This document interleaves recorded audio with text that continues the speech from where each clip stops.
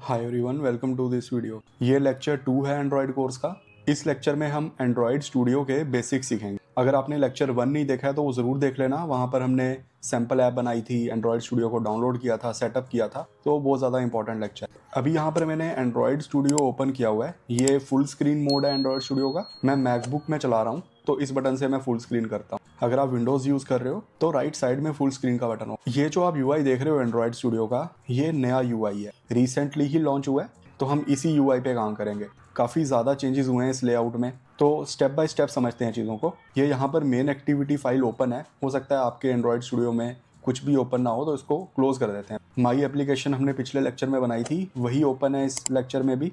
अब left side में जो आप देख रहे हो ये प्रोजेक्ट विंडो है। यहाँ पर आपको प्रोजेक्ट की फाइल दिखती है। जैसे आप देख रहे हो यहाँ पर एंड्रॉयड लिखा हुआ है, इस पर मैं क्लिक कर रहा हूँ एंड प्रोजेक्ट को मैं सिलेक्ट कर दूंगा। अब प्रोजेक्ट की सारी फाइल्स मुझे दिख रही है। माई एप्लीकेशन प्रोजेक्ट है, इस पर मैं राइट क्लिक कर रहा हूँ एंड ओपन इन पे जाके फाइंडर पे क्लिक कर रहा हूँ। अगर आप विंडोज़ यूज़ कर रहे हो तो एक्सप्लोरर होगा फाइंडर की जगह। तो अगर मैंने फाइंडर पे क्लिक किया तो आप देख रहे हो माई एप्लीकेशन फोल्डर खुल जा रहा है। मैंने प्रोजेक्ट्स में माई एप्लीकेशन सेव की थी, तो ये फोल्डर है माई एप्लीकेशन का। इस पर मैं डबल क्लिक करूंगा तो ये सारी फाइल्स हैं माई एप्लीकेशन। इस कोर्स में हम हर एक फाइल का मतलब समझेंगे। देखो, ये जितनी भी ये फाइल्स हैं, build dot Gradle, Gradle dot properties, local dot properties, setting dots Gradle, ये सारी इंपॉर्टेंट फाइल्स हैं। इसको हमें यूज़ करना होगा। कुछ ऑटो जनरेटेड फाइल्स भी हैं। अगर मैं हिडन फाइल्स चेक करूं तो ये सारी हिडन फाइल्स हैं, ये ऑटो जनरेटेड है। अब ऐप के अंदर जाएंगे तो ऐप के अंदर सारी फाइल्स हैं जो ऐप के रिलेटेड हैं। सोर्स के अंदर जाएंगे, मेन के अंदर जाएंगे, जावा, कॉम, एग्जाम्पल, माई एप्लीकेशन। अब मेन एक्टिविटी डॉट के हमें फाइल दिख रही है, तो यही फाइल ओपन थी एंड्रॉयड स्टूडियो में। आप देख रहे हो कैसा फोल्डर स्ट्रक्चर है, काफ़ी ज़्यादा फोल्डर हैं ये। फिर यूआई के अंदर जाएंगे, थीम के अंदर जाएंगे तो और भी फाइल्स हैं। तो इन्हीं सब चीज़ों को हम डिटेल में समझेंगे इस कोर्स में, एंड ये इंपॉर्टेंट होती हैं, हमें समझनी होंगी। वापस एंड्रॉयड स्टूडियो ओपन करते हैं। अब ये जो फाइल्स हमने पहले देखी, ये हमें एंड्रॉयड स्टूडियो में भी दिख रही है। अगर सोर्स के अंदर जाएं, मेन, जावा, मेन एक्टिविटी हम यहाँ से ओपन कर सकते हैं। डबल क्लिक करेंगे तो ओपन हो जाएगी। अगर प्रोजेक्ट के साइड में हम इन आइकॉन्स को देखें तो ये डिफरेंट आइकन है। जैसे रिसोर्स मैनेजर में हम सारे रिसोर्सेज, आइकन्स, इमेजेस को चेक कर सकते हैं। 3 डॉट मेन्यू पे क्लिक करेंगे तो और भी सारे ऑप्शंस हमें मिल जाएंगे। तो आस्ते आस्ते सीखेंगे इन ऑप्शंस के बारे में। नीचे बिल्ड बटन हमें मिल जाएगा। बिल्ड बटन के बारे में हमने लास्ट लेक्चर में देखा था। इस बटन में हमें ऐप वाइटल्स मिल जाएंगे। हम फायरबेस, क्रैशलेटिक्स को भी यूज़ कर सकते हैं। ये थोड़े एडवांस चीज़ें हैं, इसको बाद में हम सीखेंगे। उसके बाद हमें लॉग कैट का बटन मिलता है। लॉग कैट बहुत ज़्यादा इंपॉर्टेंट होता है। लॉग कैट को आप ऐसा समझो, अगर एक पेशेंट हॉस्पिटल में है तो काफ़ी सारी डिवाइसेस उस पेशेंट पे लगी होंगी। उसका ब्लड प्रेशर चेक हो रहा होगा, ऑक्सीजन चेक हो रहा होगा, हार्ट बीट चेक हो रही होगी, ईसीजी हो रहा होगा। उन सारी डिटेल्स का एक मॉनिटर होगा। तो लॉग कैट आप उस तरीके से समझ सकते हो कि ऐप की सारी डिटेल हमें लॉग कैट में मिल जाएंगी। उसके बाद आई बटन्स में हम प्रॉब्लम चेक कर सकते हैं। अगर कोई बग्स हैं, इश्यूज़ हैं तो आई बटन पे हमें मिल जाएंगे। हमें इनबिल्ट टर्मिनल भी मिलता है। उसके बाद हमें वीसीएस भी मिलता है, वर्जन कंट्रोल सिस्टम। ये गिट के रिलेटेड होता है। ये भी हम काफ़ी ज़्यादा यूज़ करते हैं। जब हम कंपनी में काम करेंगे तो वीसीएस हमें यूज़ करना ही होता है। बट इस कोर्स में हम गिट के बारे में नहीं समझ रहे हैं, एंड्रॉयड डेवलपमेंट के बारे में समझ रहे हैं। अगर आपको गिट नहीं आता है, आप समझना चाहते हो तो ज़रूर कमेंट करना, मैं उसके रिलेटेड भी एक कोर्स बनाऊंगा। अब टॉप सेक्शन में चलते हैं। ये माई एप्लीकेशन है। हम इस पर क्लिक करेंगे तो और एप्लीकेशंस भी हम खोल सकते हैं। उसके बाद वीसीएस का बटन है, वर्जन कंट्रोल। इसको हम यूज़ नहीं कर रहे हैं तो ये आउट ऑफ स्कोप है। उसके बाद हमें वर्चुअल डिवाइसेस का बटन मिल जाता है। इस पर क्लिक करेंगे तो हम सारी वर्चुअल डिवाइसेस देख सकते हैं। अगर हम फिजिकल डिवाइस कनेक्ट करें, मतलब अपना मोबाइल अगर हम लैपटॉप के साथ कनेक्ट करें तो इधर हमें अपना मोबाइल भी दिख जाएगा। उसके लिए हमें यूएसबी डीबगिंग ऑन करना पड़ेगा, उसके बाद दिखेगा। यहाँ पर मेन एक्टिविटी मैंने जो ओपन की है ऐप, वो हमें दिख रही है। इस बटन से हम ऐप को रन कर सकते हैं। इस बटन से हम डीबग करेंगे। डीबग मैं आपको बाद में बताऊंगा किस काम आता है। उसके बाद हमें बिल्ड बटन मिलता है। लेट्स से अगर हम ऐप को रन नहीं करना चाहते, सिर्फ बिल्ड करना चाहते हैं, मतलब जितना भी हमने कोड लिखा है उसको कंपाइल करना चाहते हैं, तो इस बटन से करते हैं। उसके बाद हमें एक और रन बटन मिलता है जिससे हम करंट एक्टिविटी को रिस्टार्ट करते हैं। इस बटन से हम डीबगर अटैच करते हैं। ये बहुत ज़्यादा हम यूज़ करेंगे। इसको हम नेक्स्ट लेक्चर्स में समझेंगे, बट ये काफ़ी यूज़ में आता है, तो काफ़ी इंपॉर्टेंट है ये। उसके बाद ये सिंक बटन है। देखो, सिंक बटन का मतलब होता है, जब मैंने एंड्रॉयड स्टूडियो इंस्टॉल किया था, ऐप को बिल्ड किया था, तो काफ़ी सारी चीज़ें डाउनलोड हो रही थी। तो लेट्स से अगर मैं फिर से डाउनलोड करना चाहूँ तो इस बटन की हेल्प से मैं सारी लाइब्रेरीज को फिर से डाउनलोड कर सकता हूँ। कई बार क्या होता है कि हमारा इंटरनेट नहीं चल रहा है, ठीक से लाइब्रेरी डाउनलोड नहीं होती हैं, तो हम इस बटन को फिर से प्रेस करते हैं तो वो फिर से सारी लाइब्रेरीज डाउनलोड कर देता है। ये सर्च बटन मिल जाता है। अगर हमें कोई फाइल सर्च करनी है, कुछ भी सर्च करना है एंड्रॉयड स्टूडियो में, तो यहाँ से हम सर्च कर सकते हैं। ये सेटिंग बटन है। ये प्रोफाइल का बटन है। ये इंपॉर्टेंट है बिकॉज हम जेमिनाई का यूज़ भी करेंगे तो इसके लिए हमें साइन इन करना होगा। उसके बाद हमें यहाँ पर नोटिफिकेशंस मिलती हैं एंड्रॉयड स्टूडियो की।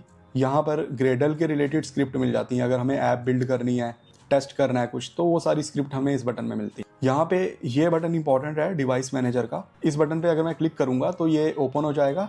यहाँ पर हम वर्चुअल डिवाइस बनाते हैं। आपने लास्ट लेक्चर में देखा होगा हमने एमुलेटर के रिलेटेड लाइब्रेरीज डाउनलोड की थी, तो उस लाइब्रेरीज की हेल्प से हम एमुलेटर बनाते हैं, मतलब वर्चुअल डिवाइस बनाते हैं। वर्चुअल डिवाइस को आप ऐसे समझो कि हम एक मोबाइल बना रहे हैं एंड्रॉयड स्टूडियो के अंदर, जो बिल्कुल वैसे ही एक्ट करेगा जैसे हमारा फिजिकल डिवाइस एक्ट करता है। तो यहाँ पर मैं प्लस आइकन पे क्लिक करूंगा, क्रिएट वर्चुअल डिवाइस पे क्लिक करूंगा। अब आप देख रहे हो फ़ोन पे कितने सारे डिवाइसेस हमें मिल रहे हैं।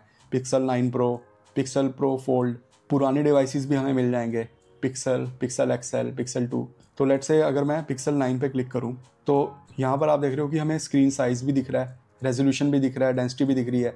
तो फ़ोन के साथ साथ हमें टैबलेट्स के डिवाइसेस भी मिल जाते हैं, वियर ओएस मतलब वॉच के रिलेटेड डिवाइसेस भी मिलते हैं।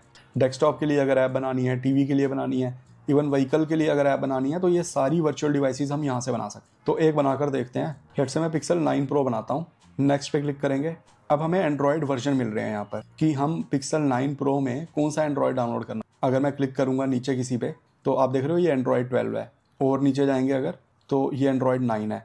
मतलब पिक्सल 9 प्रो में मैं एंड्रॉयड 9 तक ही डाउनलोड कर सकता हूँ, उससे कम का डाउनलोड नहीं कर सकता। अगर सबसे ऊपर वाले पे क्लिक करेंगे तो ये सबसे लेटेस्ट होगा। अब आप देख रहे हो एक हाईलाइटेड है, बाकी सारे ग्रे में है, विच मीन्स कि मुझे डाउनलोड करने पड़ेंगे बाकी इमेजेस। ये सारे एंड्रॉयड सिस्टम की इमेजेस हैं, मुझे डाउनलोड करनी पड़ेंगी।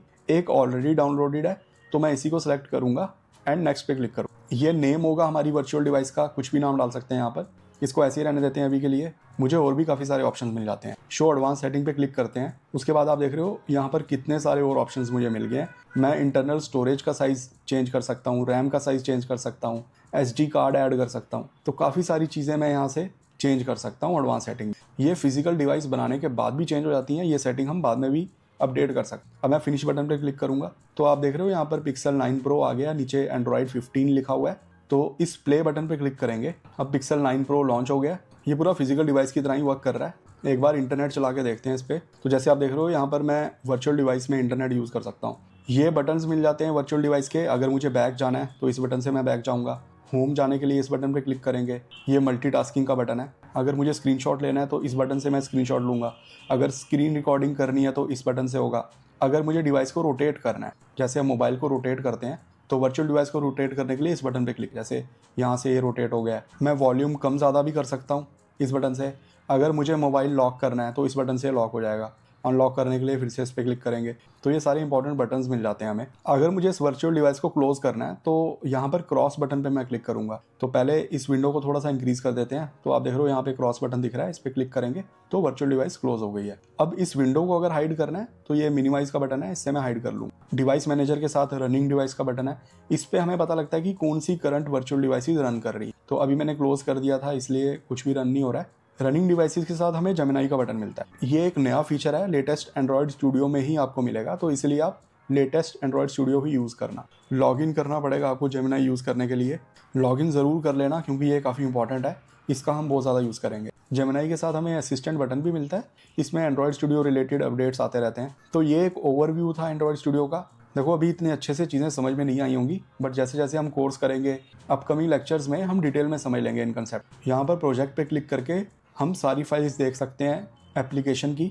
एक बार क्या करते हैं, इस कोड को डिलीट करते हैं एंड फिर ऐप को रन करके देखते हैं। अब एप्लीकेशन रन हो गई है बट हमें कुछ भी नहीं दिख रहा है बिकॉज जो UI रिलेटेड फाइल्स थी वो मैंने डिलीट कर दी हैं। तो अब हम स्क्रैच से UI बनाएंगे। नेक्स्ट लेक्चर में हम बेसिक UI बनाएंगे एंड मेन एक्टिविटी के बारे में समझेंगे।